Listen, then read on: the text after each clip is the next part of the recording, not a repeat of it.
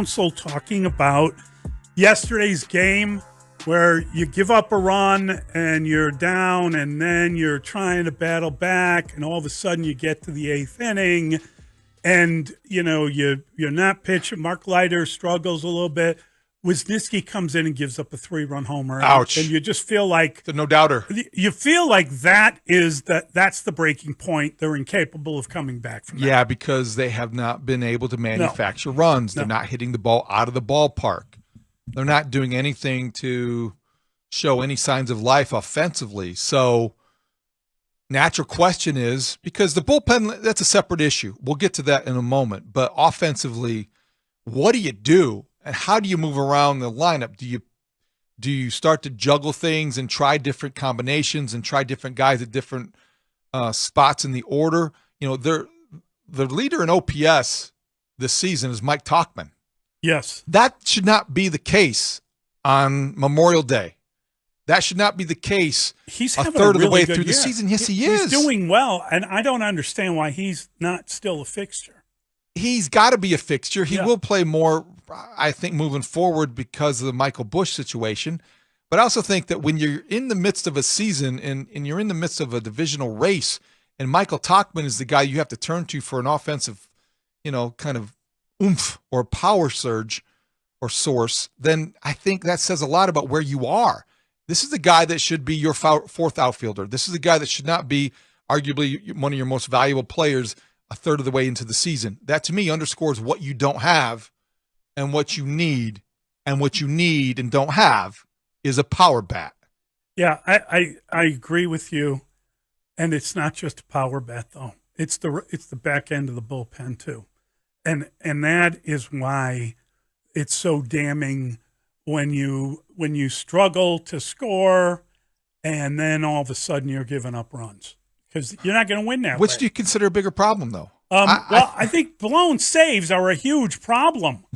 I mean, that to me is that. Yeah. That's 10 losses. Let's just say, and I don't know, whatever the strike ratio is, let's say it's 8 losses. You're still having a completely different year if you can reverse that. So I don't know how long you can sit idly by and watch this happen. I think you need to make a move, and you're going to need to trade some of the great assets you have. And I get it. You're waiting for this, and you don't want to jump the gun, but it feels like you got to move sooner rather than later. I think if you're talking about priorities, the offense is a higher priority than the bullpen right now. I don't think I might have said that 2 weeks ago, but I do think right now, the point's well taken. The Cubs, Adbert Alzolay is getting a second opinion and looks like he's going to be out for a long time. He still is among the league leaders in blown saves with 5. The bullpen has been a disaster in terms of protecting leads. The Brewers have been quite the opposite, which is why they're 31-22. You've got to address that, but I feel like the Cubs look at their organization and probably feel and believe that they're in a better position to address the bullpen issues internally than they are the offensive issues. Well, I would suggest you get to it. If you're going to use young arms in these kind of game deciding positions, get to it. Well, maybe they have with Wisniewski, but I don't know. Are they? I mean, Wisniewski was not good yesterday. No, he was obviously not. The home run It's makes not that good. point. That's Yeah. not good. I wonder about today's decision. Now, look, tonight the Cubs continue the series against the Brewers. Pre-games at 6:05. Pat and Ron on the call. First pitch at 6:40. Listen to every Cubs game in Chicagoland with the free Odyssey app. And you've got Ben Brown against Peralta. Mm-hmm. Now, that's going to be a tough matchup offensively. I'm already dreading the looks and the bats and how those are going to go against Freddie Peralta. But Ben Brown is a guy that has been a revelation this year. I wonder, is he better opening games or closing them? He's starting tonight. What are they doing with him, and when are they going to make a decision on him? Because I wonder how often you, with a young pitcher, can yo-yo him back to a closing role, high leverage late inning situations, or a starter role because he's that good. What are they going to do with Ben Brown moving forward? See, I got no problem with the way they're using Ben Brown because he's so young. It's the old idea of, he's too young to know better. he doesn't realize that going into the high leverage situation for starting a game is that much different. He's just out there throwing. I'm sure that's what they're telling him. And I think that it is a guy that, I think his long-term future is as a starter. I think that. Do you? Yeah. I think that this is just, unless they're bringing up Cade Horton and they got another starter, and they probably should. But I think that, this is just reaction to what's happened with the professor moving into the bullpen. He's not a bullpen piece. He's a failed starter. So you got to somehow buy those innings back, and then you're using Ben Brown because he's a good young pitcher, and I think he's kind of capable of doing pretty well for himself. Again, when you look at the guy go up to the mound, he just looks like, okay, you feel good. I'm not going to argue with that, and I'm not going to disagree with that. I actually think I would tend to agree wholeheartedly with that. But I would like to say on May 28th then, as Ben Brown gets ready to face the Brewers tonight, if Craig Counsell and Jed Hoyer and Carter Hawkins and Tommy Hotovy agree with that, keep him there. Don't yo-yo him back and forth between the bullpen and the rotation. I still think they're figuring out what they have. That's a dangerous, they got about 10 guys dangerous on game the you're playing list. with a valuable young right-handed arm. Stretch him out for the rotation, or are you going to use him to get 3 outs, the out-getter at the end of the game? Don't call him a closer, though, because he's not a closer. He's an out-getter. Okay, are you going to have him get outs in the 8th and 9th innings, or do you want him to start games? I think you need to go out and get some help. I think we're talking about out-getters. You need to go out and get some offensive help before you worry about the out-getters in the bullpen. I think that you're going to eventually find that you do have some options internally, that you do have some guys coming up and guys getting healthier. And so you're saying they need to go out and get a Corey Julks who's going to come in and be a bat. That would not be the first 10 names on my list. Okay, no. So who are the first 10 names on your list? Pete Alonso, Vlad Guerrero. So John Heyman said him. Yeah, you said Pete Alonso. Is he Tommy Pham. Is he going to come in here and get it done immediately? I'm just asking. I think Pete Alonso's a really good player. That's a question that is rhetorical. I don't have to answer it. I would go resounding yes. I would go get the guy in Toronto. I would. Vlad Guerrero? If they're shopping him as they're rumored to be, jump on that one. I would too. I would, because he can play first base and he can hit home runs. But I do not want to be backed into a corner today and say which one would you rather have. I want the one that's available, because either would be great at Wrigley Field, and either would be great in the middle of that Cub lineup. And I think that I would be willing to give up a lot for either one of those guys, depending on the contractual realities. I'm not quite sure what Guerrero's contract is. I know Alonso's situation, so you wouldn't have to give up as much if that's a rental. But I do think you have to get moving if you're Jed Hoyer, starting to think about these things sooner rather than later, because time's slipping away and you don't want to lose games because you can't hit. I'm not arguing any of that. I think that you're making legitimate points. I just think, it's an interesting question. If you have, let's say you've got 3 guys that you're willing to trade to get whatever you can to fix your team, are you going with the hitter over the closer, or are you going with the back end of the bullpen over the hitter? If you're acquiring somebody for the Cubs, slugger or closer? I'm slugger right now. Slugger right now, because you need to get a lead before you can protect it. Dustin flies the W. Yeah, I think so. But this goes back to Cub fans being upset and people writing about baseball scratching their head. The Cubs just didn't do enough in the offseason. They just didn't. I don't know that. And I think they tried to cover that up by overpaying, arguably one of the better managers in baseball, top 5 for sure. They overpaid and thought that their lack of off-season moves could be masked, band-aided by Counsell. I don't think that's fair. And it's not working. I don't think that's fair. It's not? I'm just saying I don't think that's fair. And here's why, David. Third base yesterday. Okay, a problem that could have been fixed in the offseason. Right. Christopher Morel could DH, and I don't want to hear he's too young to have his glove taken away. That's a bunch of I wanted Matt Chapman too. I wanted that idea too. But I don't. But that's know, why I can point that finger this morning. You can point the finger a little bit, but I do think you have to respect the fact that they weren't manufacturing the drama or the standoff with Scott Boras, who is as inflexible as they come. You can't do business if a guy's if only one side's willing to do business. But he is playing in baseball, isn't he? The third baseman. Yes. Okay, then. But Dustin, I think you want everything. Yeah, I want everything for Christmas. Okay, but you're not going to get all that you want.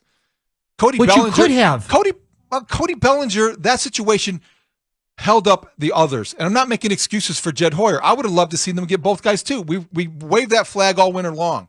But I think realistically, it wasn't that wasn't really feasible. You could get one or the other based on the timing of the negotiations, based on the way that Boras structured it.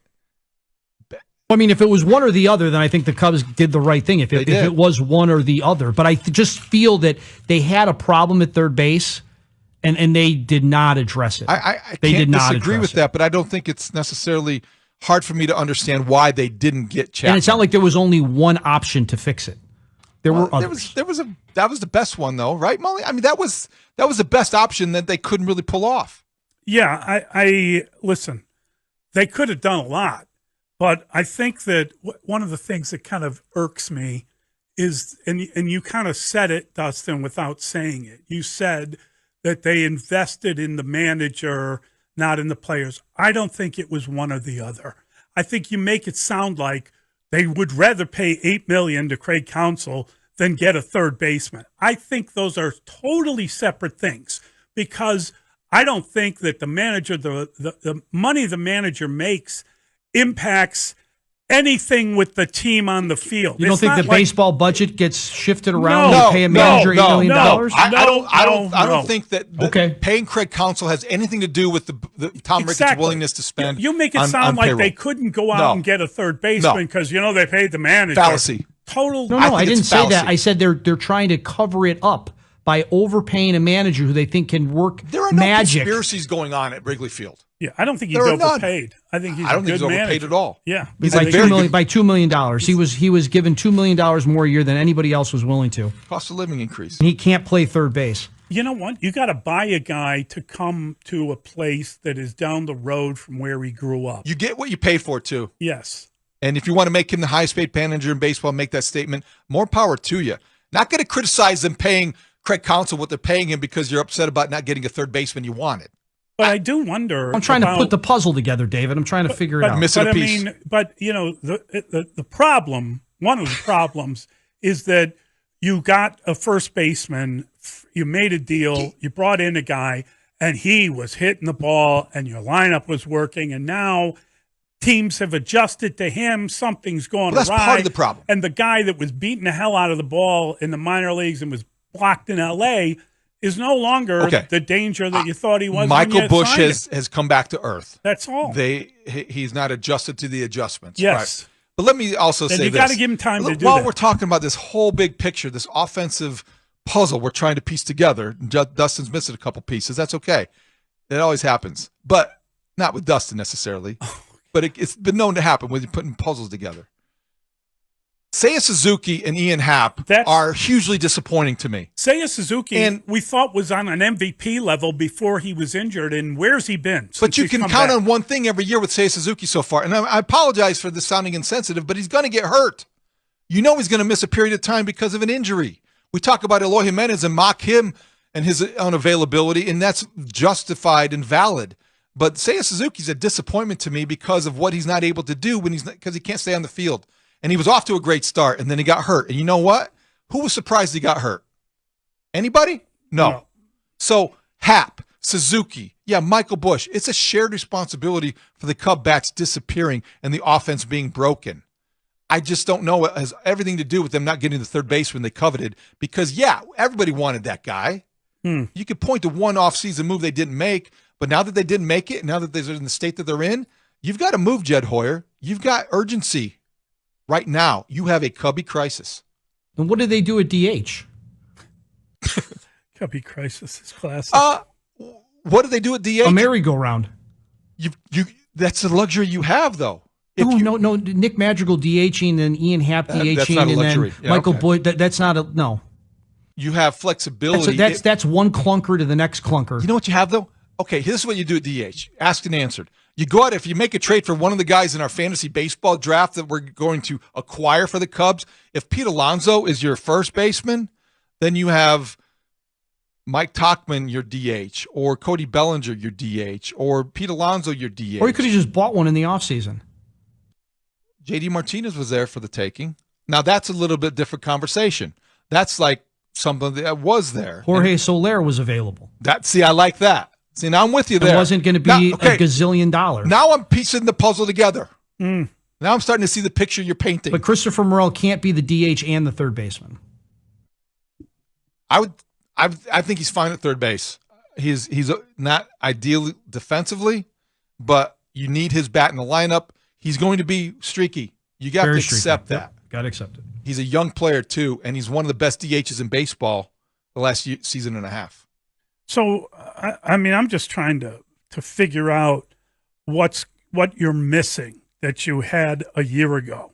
What is it that you're missing? Is it like Eric Hosmer? What is that the guy that's missing? You want to know what you're missing? Yes. Good question.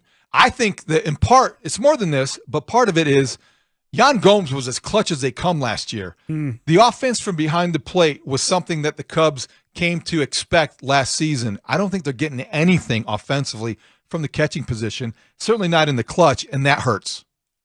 Yeah, I think I hate to say it, but you're really missing Adbert Alzolay from last year's team. You're missing a guy that he's already blown 5 saves. He's out. We don't even know if he'll be back this year, frankly. We're waiting 2 weeks to find out how his forearm is. I wouldn't count on him. Well, I think that all the news has been pretty bad. But I'm just trying to figure out with a new manager, with what is it that you're missing? You've kind of replaced everything that you had. I just don't understand why they're not hitting. And you're right. It's really, round up the usual suspects. It's Happ having a bad year. It's Seiya Suzuki having a bad year. Bellinger's been okay. He's been good for the most part. Yeah, he came back and he carried him for a little while. Morel's been pretty good. Now he's hitting 199. Dansby Swanson not doing his job well enough Nico's for okay. what he's making. Nico's been okay. Bush has been a disappointment of late. The catcher, as you say, isn't hitting like he used to. 5.61. I just think it's a matter of everyone picking it up and not being in a collective slump. Apparently, the manager's included in that. 5.61 agrees with Dustin. Dustin is right. The Cubs thought Counsell could fix the same team Ross couldn't, and they were wrong.